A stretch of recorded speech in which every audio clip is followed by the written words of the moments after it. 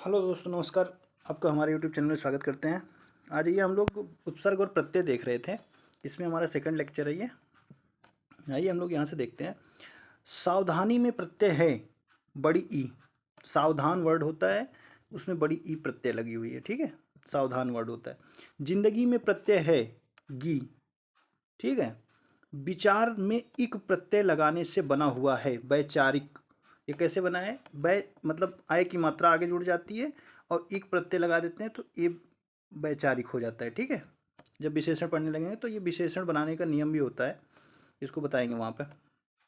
आज ये यहाँ पे देखते हैं। आहट, आवट और आस तद्धित प्रत्यय कौन से हैं? कौन से तद्धित प्रत्यय हैं? भाववाचक तद्धित प्रत्यय हैं। जैसे खटखटाहट। ठीक है, ऐसे करके वर्ड होते हैं इसमें। आ जाइए यहाँ पे देखते हैं नेक्स्ट। मिठास शब्द में प्रयोग है आस प्रत्यय लगा हुआ है इसमें।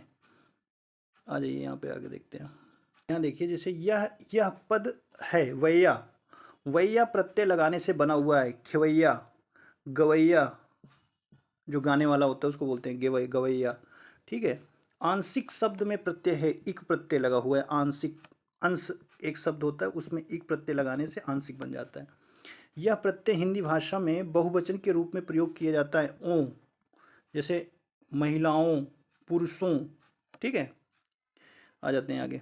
कहावत, कहावत शब्द में प्रयुक्त प्रत्यय है आवत प्रत्यय है। ठीक है। आ जाते हैं। प्रत्यय होता है शब्दांश। शब्दांश मतलब शब्द के लास्ट में जो लगते हैं। ठीक है, शब्दांश। आ जाते हैं यहाँ पे। सुमित्रा में प्रत्यय है आ प्रत्यय लगा हुआ है, सुमित्रा। ठीक है। आज ये आगे देखते हैं। यहाँ देखिए, यहाँ पे आ जाते हैं। पुस्तकी में प्रत्यय है ई प्रत्यय है। इक प्रत्यय लगाने पर सप्ताह का रूप होगा साप्ताहिक। इक प्रत्यय लगाते हैं तो साप्ताहिक। ठीक है। आ जाते हैं। धड़ाक में प्रत्यय लगाएंगे, प्रत्यय है आक प्रत्यय। धड़ाक आक प्रत्यय है। ठीक है। बहाव में प्रयुक्त प्रत्यय है आव प्रत्यय लगा हुआ है इसमें। लुटेरा में एरा प्रत्यय है, लुटेरा, ठठेरा। ठीक है। आ जाइए आगे, एरा प्रत्यय लगा हुआ है इसमें। अब आगे तद्भव तत्समय कोई दिक्कत नहीं है। अब हम चलते हैं, जो मैंने अपनी नोट्स वाला जो मैंने लगा के रखा था उसको मैं आपको दिखा भी देता हूँ, इसे पढ़ा भी देता हूँ। देखिए उपसर्ग, यहाँ उपसर्ग और प्रत्यय। उपसर्ग किसी मूल भाषा के पहले किसी शब्दांश को छोड़कर नए शब्द का निर्माण किया जाता है, इसको ध्यान रखिएगा। जैसे आगमन, अभिनव। ठीक है, ये हो जाते हैं। अब इसमें आप देखिए कि इसमें आपको ये भी मिल जाएगा कि इसमें कौन से उपसर्ग हैं। ये देखिए, जैसे संस्कृत के उपसर्ग हैं अधि। अधि जैसे अधिपति होता है, अधिभार होता है, अधिनायक होता है। अध्यक्ष में अधि उपसर्ग लगा हुआ है, ये ध्यान रखिएगा। अध्यक्ष, अधिधन अच्छ। ठीक है। परि, परि जो उपसर्ग है उसमें जैसे परिक्रमा, परिक्रमा, परिवर्तन, परिणय, परिजन, इसमें परि उपसर्ग है। ठीक है। आ जाते हैं आगे। अब देखिए, जैसे बद, बे, कम, ये उर्दू वाले उपसर्ग हैं। अभी आगे मैं लिखा भी हूँ पूरा। जैसे बद से बदनाम हो जाएगा, बदमिजाज हो जाएगा, बदतमीज हो जाएगा। बे से बेइरादा हो जाएगा, बेदर्द हो जाएगा, बेमुरव्वत हो जाएगा। कम से कमसिन हो जाएगा, कम कमजर्व हो जाएगा, कम वक्त हो जाएगा। ठीक है। आ जाइए आगे देखते हैं। जैसे देखिए, अति उपसर्ग लगा हुआ है ना, अति। अति उपसर्ग, अत्यंत में अति उपसर्ग लगा हुआ है। अत्याचार में अति उपसर्ग है। अतियुक्त में अति उपसर्ग है। अनु उपसर्ग किसमें है? अनुज में आ जाएगा अति अनु उपसर्ग। अनुशासन में अनु उपसर्ग आ जाएगा। अनुवाद में अनु उपसर्ग आ जाएगा। अनुकरण में अनु उपसर्ग आ जाएगा। अप उपसर्ग देखिए, अपमान, अपशब्द, अपकीर्ति। अभि उपसर्ग किसमें है? अभ्युदय। आपको पता हो अभ्युदय एक योजना चलाई गई थी। अभ्यागत में अभि उपसर्ग है। अभ्यास, अभिमुख, अभिलेख। ठीक है, अभिलेख में भी है। आ जाइए देखते हैं इसको। आ जाते हैं। अ उपसर्ग, अ में अवगत लगा हुआ है, अवलोकन लगा हुआ है। अवलोकन में अ उपसर्ग लगा हुआ है। आ उपसर्ग है आरक्त में, आगमन में, आकाश में। ठीक है। परा उपसर्ग लगा हुआ है पराजय, पराक्रम, पराभव। परि उपसर्ग है परिक्रमा, पर्याप्त, परिधि। आगे आ जाते हैं। ये सब संस्कृत वाले उपसर्ग हैं, इतना ध्यान रखिएगा। सब संस्कृत वाले उपसर्ग हैं ये। जैसे देखिए अब यहाँ पे उत या उद उपसर्ग लगा हुआ है। उत्तम में उत उपसर्ग लगा हुआ है। उत्कंठा में उत उपसर्ग लगा हुआ है। उन्नति में उप उपसर्ग लगा हुआ है। उत उप उपसर्ग क्या हो? उपकार, उपकूल, उपनिवेश। ठीक है। दुर या दुस उपकर जो उपसर्ग होते हैं वो दुर्वस्था, दुर्दशा, दुर्लभ, दुर्जन। नि उपसर्ग होते हैं हैं निदर्शन, निकृष्ट, निपात। निर या निस उपसर्ग जो होते हैं निर्वास, निराकरण, निर्भय। प्रति उपसर्ग जो होता है प्रत्येक, प्रत्यक्ष, प्रत्युपकार, प्रतिक्षण, प्रतिनिधि। वि उपसर्ग होता है विकास, विज्ञान, विदेश, विधवा, विवाद। सम उपसर्ग हो जाता है संकल्प, संग्रह, संतोष, संन्यास, संयोग। ठीक है, आ जाइए यहाँ देखते हैं आगे। सु उपसर्ग है स्वागत, सुयश, सुलभ। ये सब संस्कृत वाले उपसर्ग हैं, ये ध्यान रखिएगा। उपसर्ग किस में लग रहा है आ और अन उपसर्ग। अमोल, अपढ़, अनमोल, अनाज, अनजान, अनाज नहीं अनजान। ठीक है, अध उपसर्ग लग रहा है अधजला, अधपका, अधखिला, अधमरा। उन उपसर्ग 29, 19, 19, 29, 59, 69 उन उपसर्ग है। औ उपसर्ग किसमें लग रहा है अवगुण, अवघट, अवसर। दु उपसर्ग किसमें है दुकाल, दुबला में। नि उपसर्ग निकम्मा, निखरा और निडर। बिन उपसर्ग किसमें है बिन जाना, बिन ब्याहा, बिन बोया। भर उपसर्ग है भरपेट, भरसक, भरपूर। कु उपसर्ग है कुखेत, कुपात्र, कुखड़ी, कुघड़ी। आ जाते हैं आगे।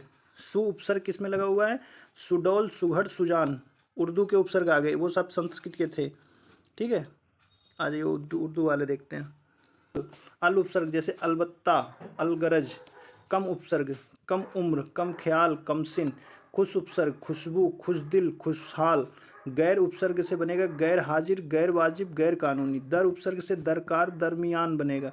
ना उपसर्ग से नापसंद, नामुमकिन, नाराज। बद उपसर्ग से बदमाश, बदनाम, बदकार।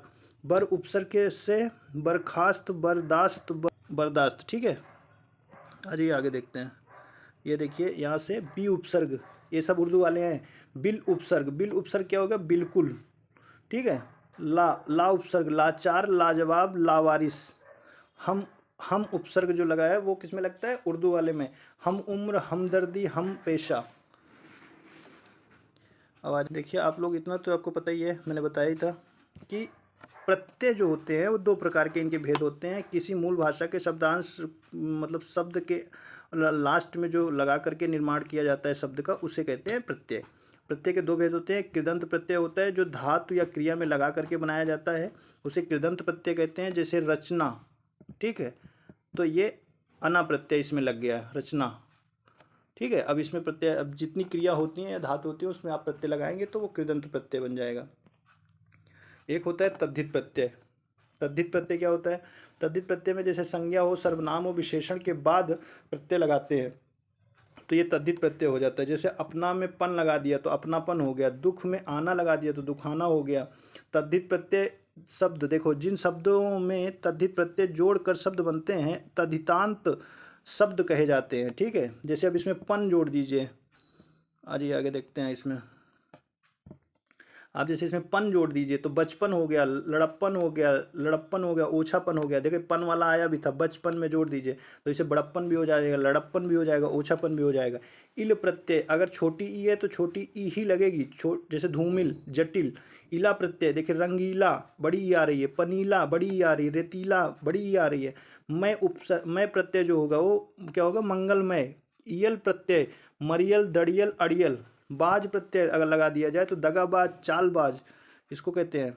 जैसे आ जाते हैं खोर प्रत्यय अगर लगा दिया जाए, खोर, खोर तो जैसे हराम खोर, चुंगल खोर, गोता खोर, ये सब खोर प्रत्यय होते हैं। ठीक है, चलिए मिलते हैं फिर आपको नेक्स्ट लेक्चर में। और कोशिश करिए कि आप लोग ज़्यादा से ज़्यादा लोगों तक इसको शेयर करिए और लाइक करिए सेशन को।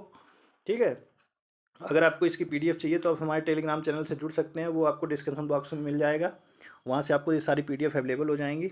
और जो भी इसमें बचा हुआ है प्रत्यय में वो PDF में बना करके आपको हरदेव बारी और वासुदेव देवकी नंदन जी की जो बुक है उसकी PDF बना करके मैं आपको दे दूंगा।